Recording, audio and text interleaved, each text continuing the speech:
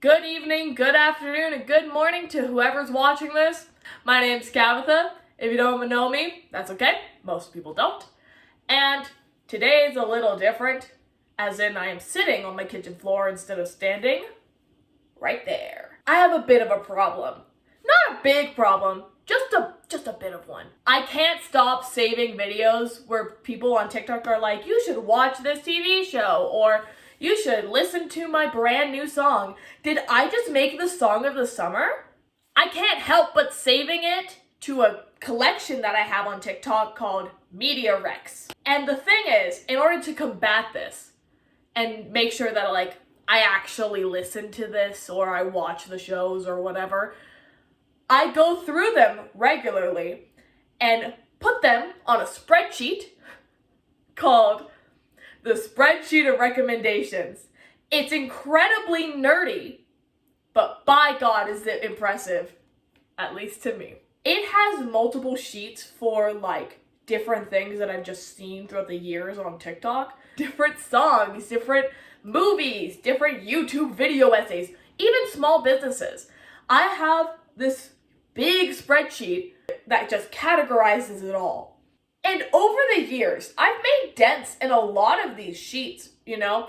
Like the music one, I think is the one that I made the most progress in just because it's kind of easier. But I also watch a good amount of the YouTube video essays and I, watch some of the movies sometimes, But there is one category that I've been kind of shying away from because I haven't made a dent in it at all.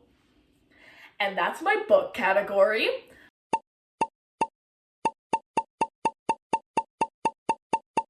I can't help but save videos that are like, you should read this book. Because why wouldn't I read the book? The problem with this is there are 220 books in this spreadsheet and I haven't read a single one of them. What am I supposed to do with that? So I decided to make it our problem, and I'm gonna pick a random book from this spreadsheet, and we're gonna see how it goes together. I'm gonna take you along on this reading journey and see if I hate it or not. My hope for this is that I push myself out of my comfort zone, and I, find a genre or an author I really like, and I hope to God it's not another Hunting Adeline. I just finished reading Hunting Adeline, that's why. Out of spite. So let's do this. Also, I would just like to say that this video contains a lot of spoilers, so if you do not want to be spoiled for this book, read it first and come back. I'll be here.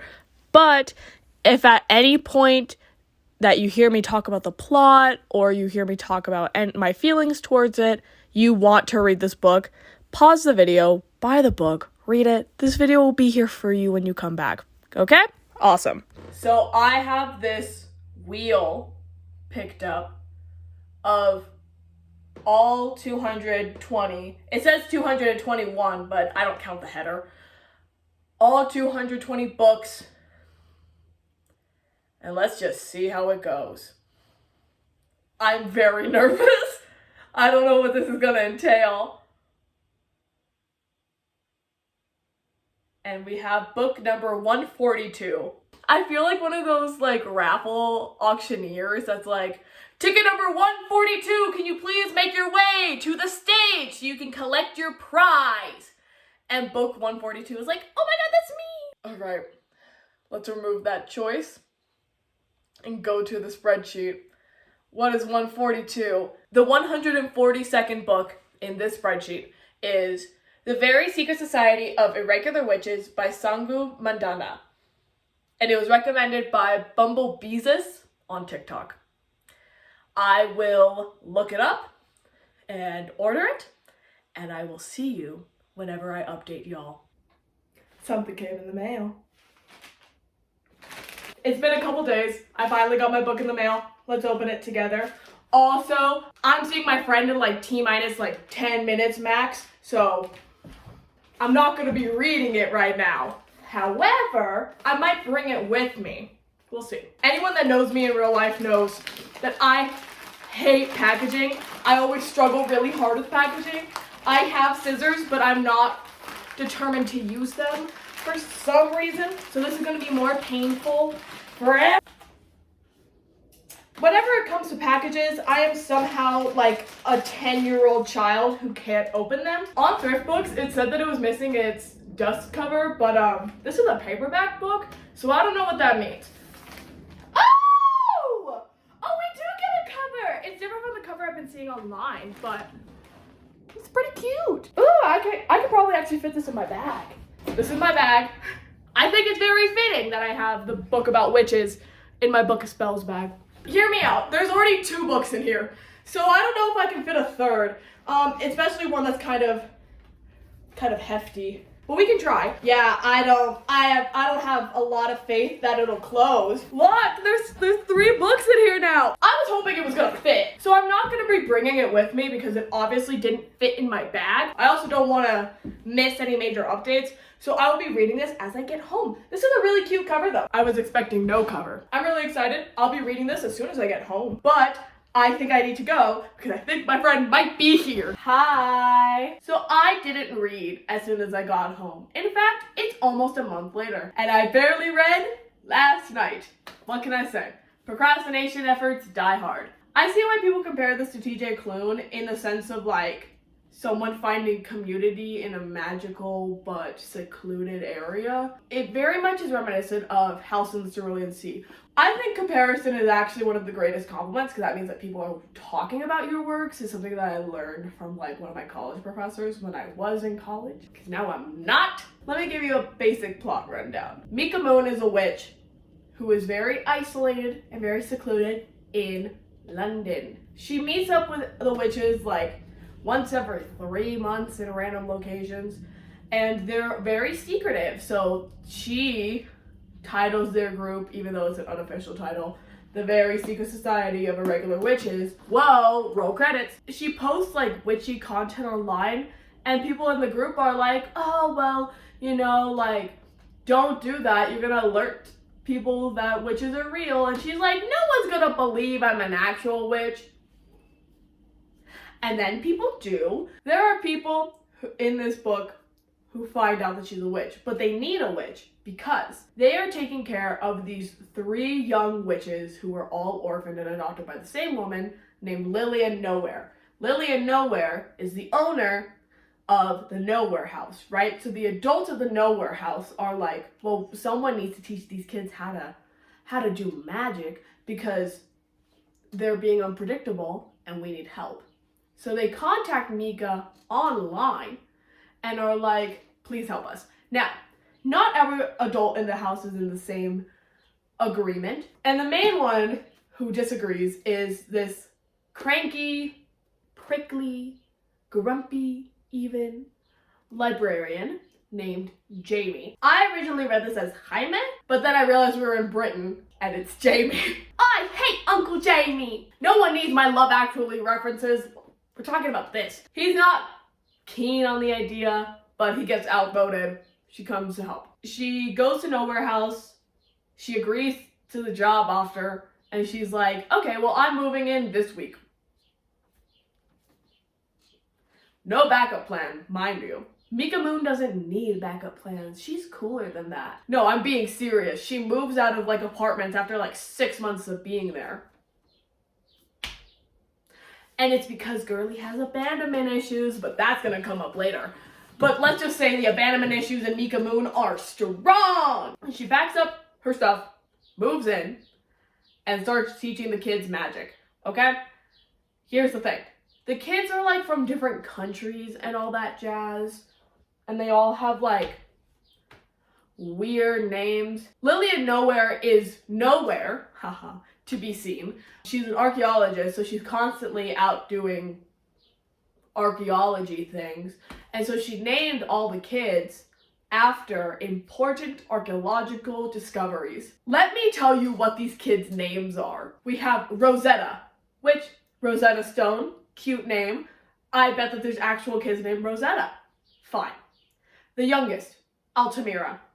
Not as straightforward, could get away with it. I see you. The middle child's name is terracotta? That one doesn't slide as easily. That's a building material. People actually use that to build buildings. And you're naming your child terracotta? I can't let that one sleep. That one is some white woman bullshit. And Lillian Nowhere's a white woman. Takes one to know one. Terracotta is like the problem child here, and it makes sense because her name is Terracotta. I would be mad if my name was Terracotta too. She doesn't even know what terracotta is yet, and I would be upset. She names these kids after important archaeological discoveries. Pobrecita, one of them is terracotta. The main adult that wanted her there is named Ian. Ian's very flamboyant, gay, very bubbly. So most of the adults in Nowhere House are like really appreciative that Mika's coming because they just set things on fire sometimes by accident. And they don't even know it. They don't even notice that like the thing that they're touching is on fire because it doesn't hurt them. And Mika's like, okay, let me fix that real quick. So Mika's already being like a good influence or whatever. So the adults really like her, except for Jamie. Because of course not. Because of course not. He's a grumpy librarian. One thing I will say is Mika and Jamie are so obviously love interests. Like obviously there's no one else. And the other adults in the house meddle sometimes, which I think is fun. We haven't gotten a lot of that yet, but by God, we're about to. My thing is, they're hardly in scenes together currently because when they are in scenes together, their chemistry is insane. He's revealing secrets about his dark, dark past to a girl he just met. And he's like, why am I telling her this? Yeah, King, why are you telling her this? And she's doing the same thing. She's more open about her deep, dark past, but still not by much. You know, they're like kikiing together and then they avoid each other for like a couple days. But it's just because their chemistry is off the rockers. I will say, I have already blushed and kicked my feet a little bit. Sue me! Sue me! I like blushing and kicking my feet a little bit. We've talked about this on this channel. I appreciate a good moment or a moment. I've already gotten that so far. So I'm glad that there's going to be more moments. Where I left off is the little girls haven't left Nowhere House in 2 years. I haven't left my house in a week, and I'm going crazy already. 2 years is a long time. So Mika's like, what if we take the eldest, the one who is the best in control of her powers currently, and also the one that yearns for freedom the most, why don't we take her to a bookstore an hour away? The adults in the house are reasonably like, this would be good for her, but it's an hour away. Why not just take her like 10 minutes away? And so Mika was like, you know what, that's fair. Mika, if anything, is reasonable. She's like, you know what, that's fair. I will convince her that we can just like go out for 10 minutes, for the like 10-minute fish and chip stand or whatever. And then prickly little Jamie is like, no, you should take her to the bookstore. He was the main reason why they had to vote in the first place. But no, he was like, no, take her to the bookstore. And then she invites him along. And he's like, okay, I'll go. Because mind you, he's a librarian. He likes books. That's where I ended up. I am nervous, but it's okay. Because I will update y'all when I am squealing, kicking my feet, probably. Hi, look a mess right now. I literally just started the chapter for tonight. You know, where I last let you guys off. What are we doing? Literally. Okay, here's what's happening. They haven't even left Nowhere House yet. And he bumps into her, and she, like, gets off balance, and he catches her! He catches her! And she smells him, and he smells like pine needles. He's like, oh, I'm sorry, you know, like, I'm just trying to help out. And she grabs him! She grabs him! And she's like, what is that smell? Girl! She grabbed him and was like, for someone that you met this week? No. 2 weeks. Still, that's really bold. And I get it. Miss Mika girl, she's an extrovert. But it's so much. I had to update y'all immediately. I haven't even read that much. I've read maybe a page. And I've already had to update y'all. Struggle time. Nothing really happened at the bookstore, except little Miss Rosetta lost her power, but it wasn't that big of a deal. It was resolved really easily. Nothing really happened. There was a time after the bookstore incident where Mika was getting like ingredients for spells, and one of them was like stars, like she's catching stars, and she hears like something going on underneath her, and she's like, that sounds like Jamie, is he okay? So she like steals away for a minute, goes downstairs. He's not doing well. He dropped like a glass, and so there's just glass everywhere, and he cut himself. And so she was like, oh, well, I have healing balm in my room, so let me heal you, I guess. So they go up to her room in the attic. Honestly, though, the attic room is a sleigh. Not the point. They go up to her room in the attic. She gives him healing balm, and she continues to do what she's doing, because obviously. And he's like, what are you doing? And she's like, I'm literally catching stars. And he's like, what? She's catching like star fragments that are like coming down to her so she can use them in spells. And she lets him hold one of the stars. And he's like, I'm literally holding a star. And she's like, yeah. Would it make it more or less magical if I said like, we're all made up of stars? And he said, it's more magical. And this started a bit of a routine where he would come up to her room late at night and they would just like sit together and have quality time, which is interesting. But they don't talk to each other during these. They're just sitting in silence, which, whatever, I guess. To each their own. In one of these sessions where he's just in her room, he's like, oh, I noticed that your dog doesn't shed so much anymore.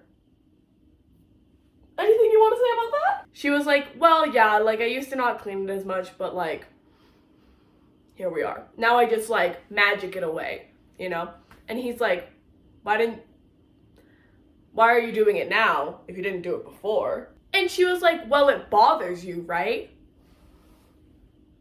I love the thing of like, character A notices something about character B and like adjusts their behavior. It's such a small thing and no one else cares about it, but I do. My Virgo Venus is strong here, okay? I love noticing things about other people and like categorizing it in my head, and that's exactly what she's doing. And he was really touched by it.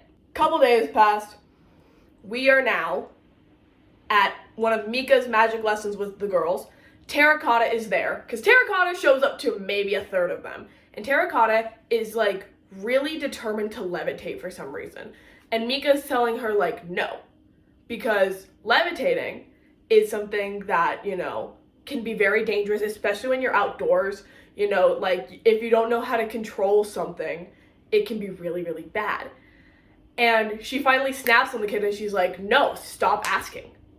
Learn how to do other things first. And she said something really hurtful, actually. Let me see if I can find it really quick.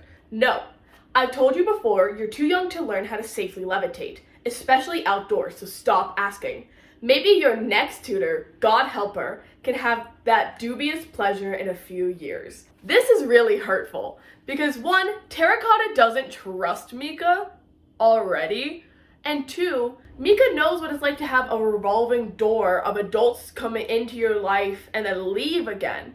So her saying that is really, really bad. But because of that, Terracotta starts to levitate. Her magic is linked to her emotions because she's a child. And so she starts to levitate and she's like, haha, you told me I couldn't do it. Well, look at me, I'm doing it. And she like sits on like a tree branch, right? Jamie is in like the top floor of a library. He sees this. He sees that Mika is not happy with it and he promptly runs downstairs to try and like help. Mika and Terracotta are arguing, right? While she's just like on this tree branch. Then the tree branch snaps. Terracotta starts falling down. But the thing is, Mika has been able to like ground the other girls before. But the thing is, the other girls weren't fighting her. Terracotta is actively fighting her to not be put down on the ground. Meaning, there is so much magic in one place that it's gonna combust, right? And it does. One of them has really raw, untrained power, while the other one is older and has more experience, right? This causes a power surge, and it lands, like this power surge lands in Mika's chest, and she goes unconscious, right? Jamie is already outside at this point, and he's trying to mitigate, like, the situation. He's not doing very well emotionally. And so he's like, what happened? But he's also, like, trying to make sure that she's alive. And, like, the other adults have come out after this point, you know, like, a magical blast is kind of attention grabbing. Everyone's like, is she okay? Is she alive? He checks her pulse. She's alive, but she's very unconscious. She's not responding. And he's like, we need to send her to a hospital. Call 999 because we're in Britain. Call 999. And they're like, well, how are we going to explain what happened to her? We literally can't. And Jamie's like, I don't care. I want her to be safe. I love Jamie. Like, in the process of these 100 pages, I'm like, okay, I love Jamie. I love Jamie a lot. But Ian, whose mother was a witch, and so he knows a lot of, like, insider info about that, and he's like, no, look at her. They all go to look at her, and they see, like, a little plant, like a leaf come out of her, like, throat. And they're like, I beg your pardon. And Ian explains that she's going into hibernation, which means that her body is literally healing itself, but she's just going to be unconscious for a couple days. Jamie is like, are you sure? We should probably send her to a hospital. And Ian's like, no, we'll just put her in her room. She will be fine in a couple days. So Jamie is obviously not doing well because he very much has a crush on her. They both very much have crushes on each other at this point, but they're not doing anything about it because obviously not. And so he is at her bedside the entire time she's unconscious. When she finally comes to, Terracotta comes, she apologizes, they're on good terms now. After she comes to, she gets a text from Primrose. I don't think I explained who Primrose was. Here's a brief thing about Primrose. Primrose is like the leader of the secret society of irregular witches, and she's very strict. She doesn't know the girls exist because they're not supposed to live in the same place together. She's the main antagonist of the novel, but she also raised Mika growing up, right? So they have a very complicated relationship. Primrose texts Mika and she's like, we're meeting for lunch, or we're meeting for tea. Sorry, British. We're meeting for tea tomorrow. And she was like, well, I'm barely recovering. Am I gonna make it? I hope so. And she's like, but I have to go. And Jamie's like, don't go. You're very obviously not in the place to drive and be interrogated by your surrogate mother. And she's like, it would be weirder if I didn't go. And he says something, it's not funny. He said something and I felt really sad in that moment. Let me find it real quick. And so she's like, no, I'll be fine. And he's like, has anyone ever been worried about you just because? Because, to be perfectly honest, this conversation suggests that no one's ever cared about you. Jamie! I'm like, fair question, but also, ow, sad. One thing I just want to mention, because I'm me, is while she's recovering, they talk about their loves of classic, like, literature. And of course they both love classic literature. Of course, it wouldn't be a novel without someone mentioning Jane Austen. She goes to the thing with Primrose. She just kind of lore dumps about, like, how witches work and stuff, and gives her, like, details she's never heard of before. So, that's nice, but not really super important for this video. At least, not yet. The location that Primrose picked was, like, 2 hours away from her. And so Mika did, like, a speed spell to get there in, like, 15 minutes, but it very obviously exhausted her. She's not doing super well still. So when she leaves the appointment that she had with Primrose at, like, 5 p.m. a couple hours later, she is too exhausted to drive and do the spell. She's too exhausted to do anything, actually, and she's like, I'm gonna take a nap in the backseat, because what else is she gonna do? What I have failed to mention is that she offhandedly said earlier, like, oh yeah, Jamie and Ken, which is another adult in the house, were going on an errand, and, you know, like, she didn't get to say bye to them before she left. So cue my surprise when out of nowhere, Jamie appears. The errand they went on was to make sure that Mika got home safely. They drove out to the location that Mika was going at with Primrose, just so, in case she happened to not be able to drive home at all afterwards, one of them could drive her home. How sweet! Of course Jamie is the one driving her home, because why wouldn't he? Every other adult in this book is meddling in their romance. Why wouldn't he? Ken drove off. Okay, so she's stuck with Jamie whether she wants it or not. And she wants it. She wants it so bad. He's starting to like drive her out. And he's like, have you eaten? And she's like, no, but it's fine. I'm fine. It's okay. So he buys her food because duh. And she's kind of delirious at this point because she's like, I don't know, recovering from an injury, and she exerted herself too much today. She's being kind of flirty. What can I say? She's like, I want you to kiss me. And when I read this last night, I was freaking out. I knew I was gonna come here and do a little recap of everything that happened prior, but by God, I needed to update y'all. So here's that video. Okay, I hope Daytime Riley will actually explain this in the proper context, but I need to read y'all a quote. She's asking him to kiss her, but she's like not in the right mental state for this, because of course not. He says, it's not about what I want. It's not about what you want. And she's like, I think you're avoiding the question. And he says, I think you're delirious, not even close to thinking straight. So no, I'm not gonna kiss you. And she's like, well, and he goes, and this is what I had to update y'all about. Yeah, well, I'm not gonna do that to you either. Not like this.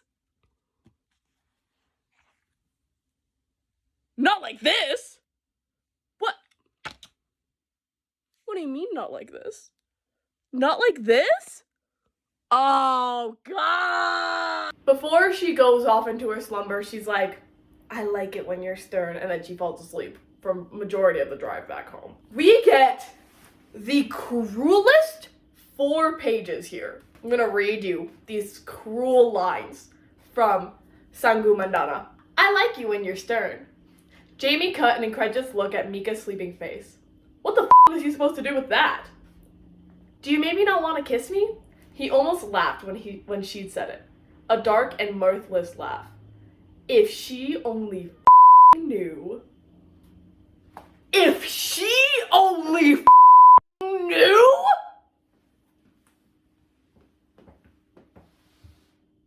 I'm in distress. What the do you mean if she only knew? Oh my God, dude. So what am I supposed to do with that? No, cause what? Cause what am I supposed to do with that? If she only knew! Jamie Kelly, you are vile for that. When they get home from the drive, Ian's waiting up for them with tea because he is master meddler and he wants to know everything about the car ride. Which, me too. I get it. I'm also a chismosa. We get a lot of backdropping for Mika's childhood and some of Jamie's childhood because he mentions like, oh, I have to go to my mother's like birthday with my brothers, and Ian's like, are you sure you want to do that? Because keep in mind, what we've learned about Jamie's tragic, dark backstory is thus so far. Jamie arrived at Nowhere House at 16, not knowing anywhere else to go. He lived at Nowhere House, he went to school online, he went to Cambridge, got his education, almost became a professor, didn't, came back to Nowhere House, did the library stuff. Oh, and that his dad is dead. It's obvious that he doesn't have a great relationship with his family, so him going to like his mother's birthday with his brothers being there is kind of a big deal. So Ian's like, what if you take Mika with you? Because Ian is master meddler here. The thing is, this event is taking like 4 hours away from where they live currently. And that's a long drive to do twice in one day. So they're like, bring Mika along so that like she can do a speed spell so that you guys don't have to drive for 8 hours. And he agrees. And she's like, I don't want to go inside because 1, crowded spaces make me kind of anxious. 2, meeting his family when they're not dating, it's a lot. So she's like, can I just sit in the car with like snacks and books and stuff? And he's like, yeah. And that's practically where we left off. The only thing that is at the end of this chapter is Ken and Jamie talking. Ken is married to Ian because Jamie tends to go to them a lot like they're his parents kind of thing. And they're like, well, we're worried about you because like we want you to be happy when we're gone. Because mind you, both Ken and Ian are like 70, 80 years old. Right? And Jamie's like, they're not gonna die. They're not allowed to. And he's like, well, the only thing that would make me like, make my heart break is if she leaves because she's going to. And Ken was like, I expect so, yeah. Mika's been deeply hurt that she taught herself to run before she can lay down roots. But the thing you have to remember, Jamie, is that when someone leaves, all you can do is leave a window open for them so that one day, if they choose, they can come back. How sad! That's where I left off. That's literally where my tab is. This is gonna get sad really fast. So far, not a lot is going on with the solicitor, but the thing is, we're maybe a couple days from him showing up. I don't think that the kids will show any negative signs. From what we're reading so far, they've been able to control their magic better and better since Mika's been there. But something could happen, you know, like emotions can happen, and that can be something that Mika's gonna have to fix. Here's what's on the docket I think might happen near the end of this book. We're in the last 100 pages after this. 1, solicitor drama. 2, Primrose finds out about the kids and makes them separate somehow, even though they're all... Okay, a concession here is she's gonna try and make them separate, but legally they don't have to because they're all adopted by the same woman. So, like, how are they gonna separate them? 3, Jamie's family drama. 4, Mika runs away from Nowhere House, even though she's like, oh, Nowhere House could be my home if I let it. Yeah, girl, if you let it, your abandonment issues are a thing here. I'll probably update y'all sometime tonight when I'm reading, and then I'll probably do a final wrap-up tomorrow. It's 4:03. I finished the book. I'm going to sleep. I finished the book.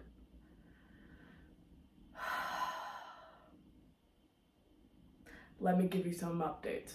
We learn a lot about Jamie's lore. I'm not gonna go into too much depth about it, but let's just say I don't mess with his brothers.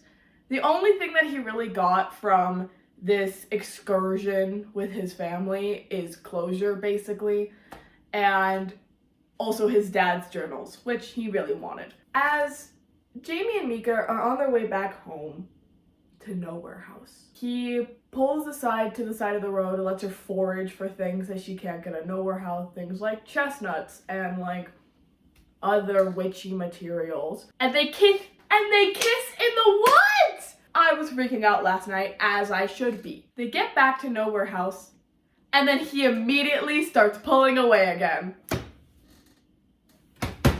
Jamie! Winter solstice is coming up, so she's like, I'll talk to him after solstice, which that'll go well. Winter solstice comes, they have fun, whatever. And then at night, after the kids have gone to bed, she's like, Jamie, can we talk? They go talk, and she's like, hey, did I do something wrong? And he's like, no. And then she's like, look, if you don't want us to be a thing, that's okay, but you need to tell me that. You can't just like detach for a couple of days. This chapter is so much shorter than every other chapter. The chapters in this book are about 10 pages. The confrontation scene between Jamie and Mika are like 3 pages. Bad sign. Because mind you, he was just gonna like let her go. And he was just gonna be like, ugh, and take the L on it. But he couldn't. And so he was like, wait, we lied to you. What the are we doing? What the are we doing? I was gonna stop early tonight because I'm like, it's late. It's like 3 a.m. It's late. We lied to you? What did they lie about? Dude, I'm stressed out of my mind. So what could they possibly be lying about? I really like how Mandana sets up the lie and how she tells, or how she shows us the lie as opposed to just like telling us, which is really nice. I really appreciate that writing choice because it happens a couple other times in here too, but I feel the need to mention it here. So in the next chapter, she goes to the sunflower beds and I'm like, what are we doing? She digs up the sunflowers and then she finds something underneath the sunflowers. What did she find? Maybe a skeleton! Who skeletons? Why, that's Lily in Nowhere.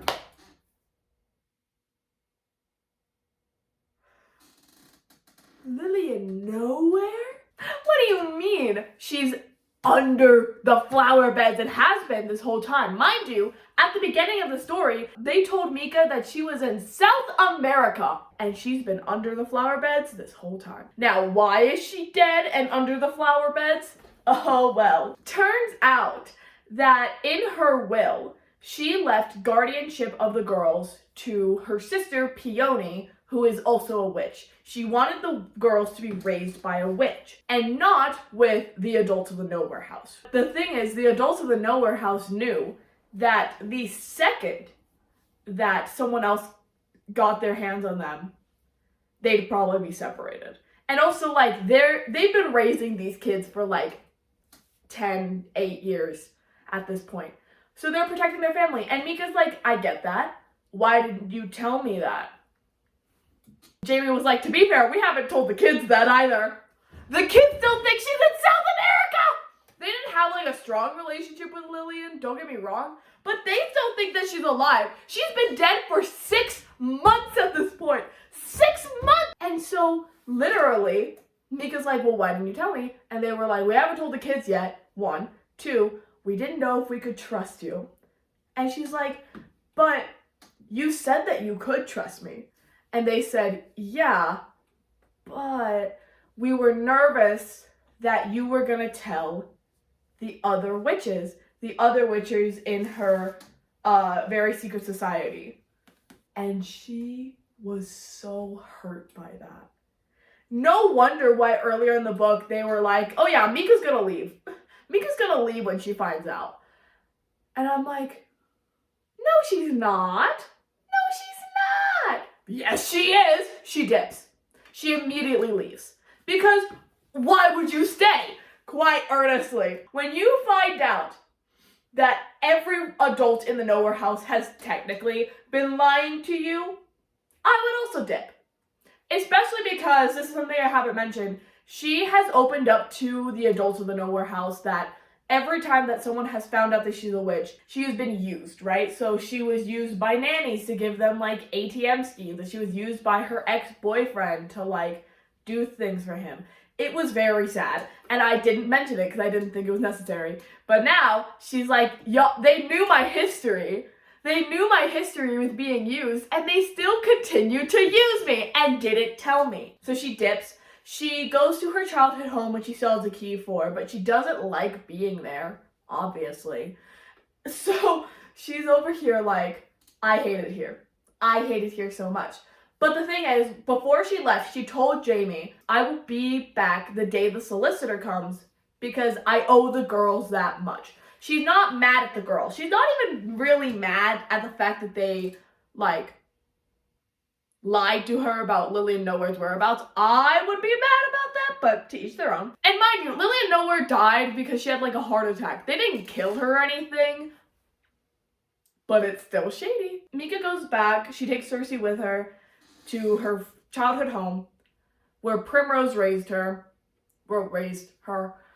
and she's like, I hate it here, but I need to figure out how to fix the solicitor problem, because now it's not only, oh, we have to lie and say that Lillian's still in South America.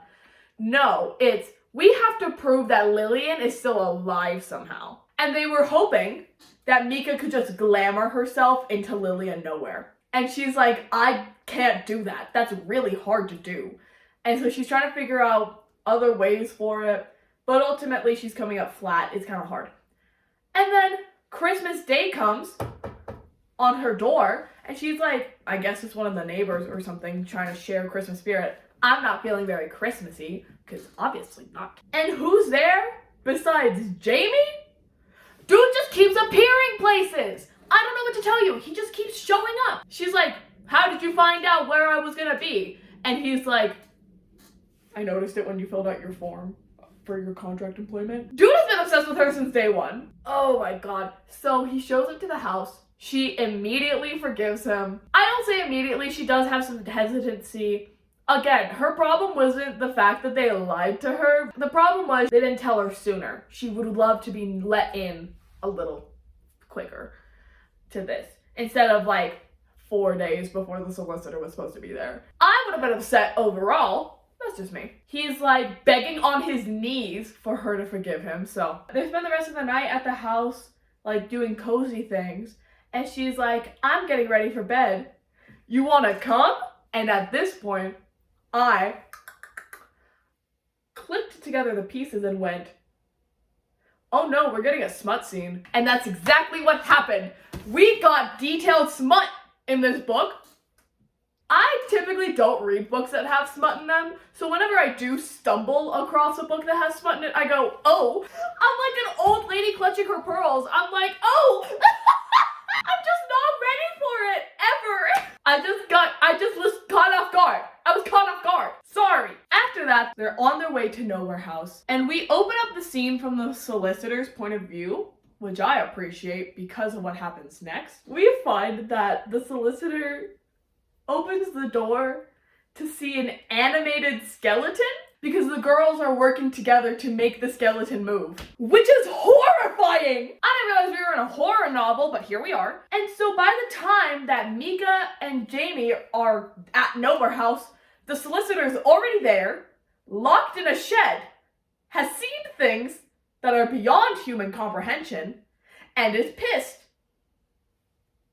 Great solution. So the girls are panicking, the adults are panicking, no one knows what to do. Mika and Jamie try to go in there and be like, hey, hey, let's mitigate the situation. The solicitor is awful and mean, and so all the adults are talking and they're like, we're screwed. Not only are the children gonna be separated from them, but like, half of them are gonna be implied for murder, if not most of them, except for Mika. They've run out of ideas! How could they not, honestly? Jamie's like, there's no way you can turn back time and like erase memories, right? And she's like, not me, but I know someone who can. And she calls Primrose. Primrose is someone who knows how to actively like erase people's memories. That's what she did with a lot of Mika's nannies growing up, so that they wouldn't know that she was a magical child, but they just didn't know that Mika existed anymore, which tied into Mika's abandonment issues thing, where she calls Primrose. Primrose is like, okay, I'm on my way. She kind of explains the situation on the phone, but Primrose appears. She meets everyone. She is like, well, it's in our best interest that he doesn't know about magic at all, so I will erase his memories.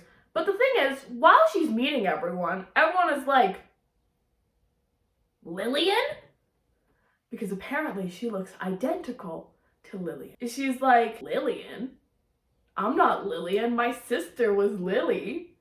And then they were like, wait, are you the sister who's listed in the will? Turns out, Lillian and Primrose were Lily and Peony, and they were identical twins that Mika had no idea about, and neither did any of the adults at the Nowhere House. Legally speaking, the kids are Primrose's, which is kind of a problem for later, but we'll get there. Primrose wipes the memory of Edward and she puts him in his car like he's already at Nowhere House. The adults convince Primrose to act as Lillian and be like firing the solicitor basically so that they don't have to come around anymore. And she does. Primrose ex machina! But after the solicitor leaves, after getting fired, Primrose is like, so the kids are mine and they're getting separated. And Mika's like, can I talk to you about this? Mika convinces Primrose to not separate the kids and to let them live at Nowhere House. And Primrose agrees? Mika's persuasion was very good in this point of the novel. I really liked this scene. But I'm so shocked that Primrose agreed in general. And that's basically the book. Her and Jamie get together. They host the next society, very secret society of witches club, at Nowhere House, and they are allowed to bring like people that know about witches, so like partners, brothers, stuff like that. It's just a really cute scene at the end. Everything turns out well. I could not have predicted that ending. I was screaming last night. I was gonna stop 50 pages before the ending because it was like 2 a.m. and I was like, I need to go to bed. And then that didn't happen. Oh no, I have to finish a book. Oh no, the horrors. That's my read along of The Very Secret Society of Irregular Witches by Sanghu Mandana. I actually really like this book. I'm giving it 5 stars. I haven't done my book journal spread about it. If you want to see me do book journal spreads, I did 7 of them for March, and it was my last video. But I will be posting that on Instagram, probably before I'm posting this video, so it should be up by now. I hope you guys enjoyed this video. I worked very hard on it. One of the reasons I worked really hard on this video was because I wanted to get it out before I went on my trip, and I leave on Friday. I'm still filming this video. Let's hope. I really enjoyed this book. Thank you Bumblebeezus on TikTok for recommending it. I really appreciate it. Thank you to Sanghu Mandana for writing it. Really appreciate it. I had a lot of fun. That's gonna be all for me. If you like this video, you could give it a little thumbs up. If you like me as a person, you could subscribe. That would be cool. We're up to more subscribers now, and they're just my friends, but hey, more friends. If you want to see more recommendations from the wheel, let me know in the comments. Because I would love to do this video again, it's fun. All right, I'm outie. Bye!